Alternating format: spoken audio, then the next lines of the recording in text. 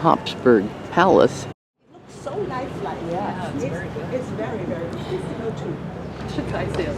This was developed in Chicago with Louis Sullivan. Oh, there's a bastion around here. And this is a Habsburg's private garden. They had over 3,000 rooms here. And this is where they grew the flowers to decorate the rooms. One of the biggest palace complexes in the world, the Hofburg was the principal palace of the Habsburg dynasty in Austria. It was built in the 13th century and has been expanded many times. Today it's known for museums, politics, and events.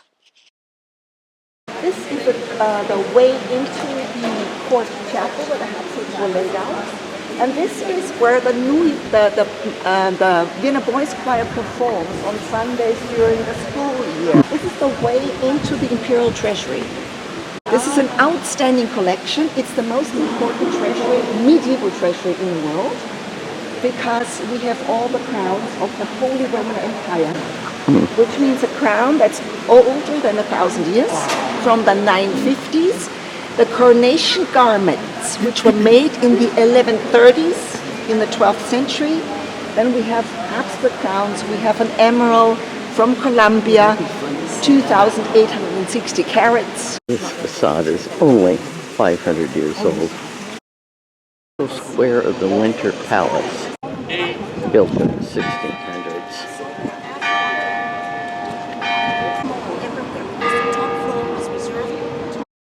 Right of the archway, you have a man with a cap, curly hair, lots of six-packs. I call him Arnold Schwarzenegger of the Greek mythology when Arnie was young in Hofburg. According to legend, he was very strong and very smart.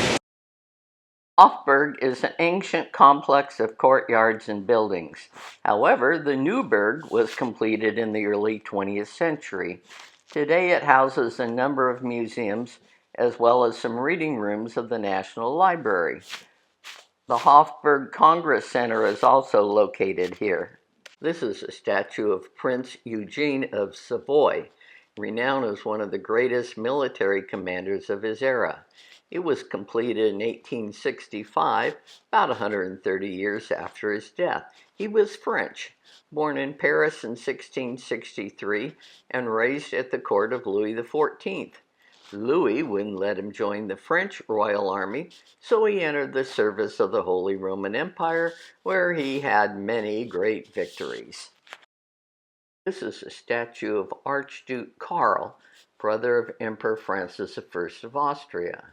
On May 22, 1809, he led what is considered to be Napoleon's first military defeat. However, a few weeks later, Napoleon was enjoying breakfast at the Schönbrunn Palace, having soundly beaten the Austrians at the Battle of Wagram. It was built in the 1500s as a ball house. They played tennis, indoor tennis. The Prime Minister's offices are in there now. Minaret Church, they're an offshoot of the Franciscans. When the minor friars, these Franciscans, were sent away by Joseph, the son of Maria Theresa. Joseph was a radical man. Closed down all monasteries and nunneries that did not, whose inmates, so to say, did not perform some work with the public, like running schools, running poorhouses and hospitals. Napoleon commissioned this. The entire wall with the fresco and send it up to Paris did not work. This was his initial idea. So he had a canvas made, and finally he commissioned an Italian, Raffaello was his name, to produce this copy, a second copy made in movie. Napoleon's father-in-law bought it. That would be and consists of 120,000. Chocolate stores, restaurant stores, antiques, the Benedictine monastery. When we were here, there was a circus building here on the corner. It's evidently seasonal. Right now they're advertising wine from an area close to Hungary, and they'll take it down, and with the summer season they'll put the tent back up for productions of some sort. Battenbergs built this as their palace. Now it's a Park Hyatt. Early 1700s. It was the Armory. Jewish memorial established 2000.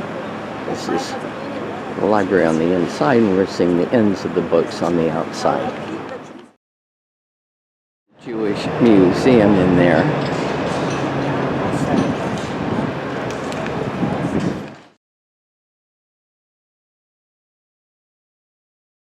He was a famous German poet, dramatist, and critic whose essays and plays stimulated the emancipation of the German Jews. It's been erected in the Judenplatz, where Jews were once burned alive. It was a Baroque church. It was an attempt to get Protestants to return to the Catholic Church.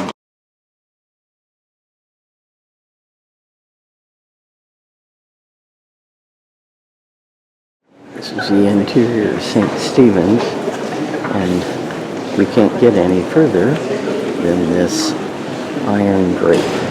I can still see a lot.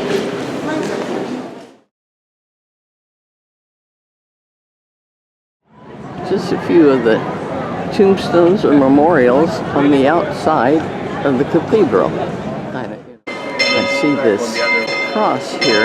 I'm wondering if this was a Knights Templars church.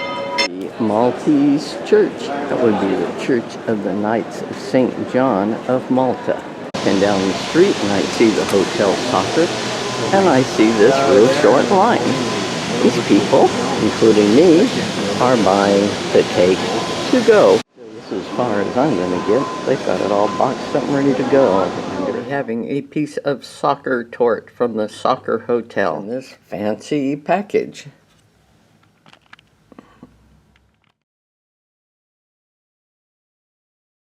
The epitome of a true Viennese Grand Cafe restaurant. People come here to visit, conduct business, relax, and enjoy their coffee, along with warm cakes and pastries. They also serve popular Austrian dishes. We're in this private concert hall. Beautiful chandelier. Beautiful painting on the ceiling. Trempe-l'oeil figures that look three-dimensional. They're not. A group of 33 are the only people here for this Mozart and Strauss concert.